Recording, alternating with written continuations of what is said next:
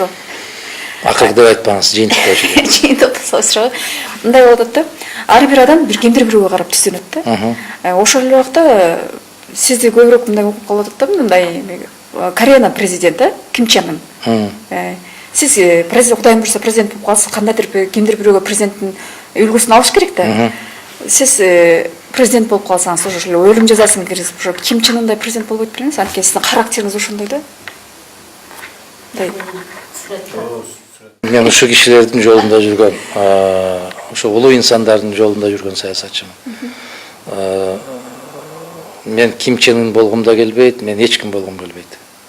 Мен ушул чоңойгондо ким болосуң дегенде, бала кезден суранганда мен айткам, чоңойгондо мен атам болом да. Мен атам болом. Мен Ким Чен Ынды тааныбайм дагы, билбейм дагы. Анткени сизди элдер айтып атат. Элдер айтат, айтса туура айтат. Өлүм жазасына биз киргизишибиз керек. Туура. Мен Бакиев менен аябай каттуу мындай бир кагышып кызматтан баш тартканымдагы ушул маселе болду. Биз анталашып урушкан жокпуз. Эмне үчүн бир окуя түрткү болуп кетти да. Мына Сокулукта бир айбан да, ал адам эмес. Өзүнүн аялын, баласын, үйүндө иштеп аткан устасын өлтүрүп, жолдон келатып, таксиге түшүп, таксини менен келатып, мына Камышановка деген жерде суунун арасында ошол өлтүрүп, аны да өлтүрүп. Бир сааттын ичинде 4 кишини өлтүрүп, Казакстанга өтүп бараткан жерден чек арадан кармалды. Мен Коопсуздук кеңешинин катчысы элем. Билесизби, жанагы болгон окуяны жазып келгенде, кишинин, адам жүрөгү бар кишинин көзүнөн жаш тегеренбей койбойт. Эмне үчүн ошого окшогон айбанды биз өмүр бою багышыбыз керек? Эмне үчүн ага кийим беришибиз керек? Тамагын беришибиз керек? Эмне үчүн?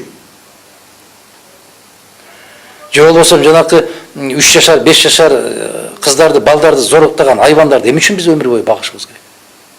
Алардын баарынан жок. Алар коомго эч качан пайда алып келбейт.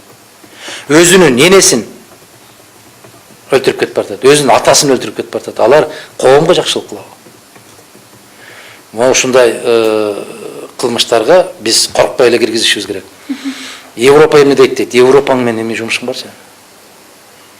Европаң менен кандай жумушуң бар сен? Сенин өзүңдүн кылым карыттык деп какшап келген кыргыздын улуттук каада салттары бар. Ошол каада салт менен жашашыбыз керек. Өзүбүздүн жүзүбүз болуш керек биздин. Өзгөчөлүгүбүз болуш керек.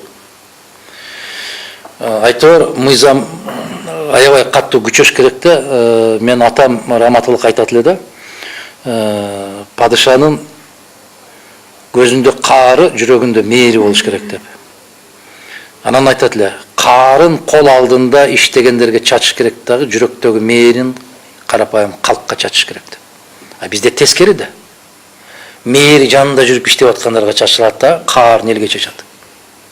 Ошон үчүн Мадумаровдон коркобуз дейт. Коркуш керек алар. Корккону туура.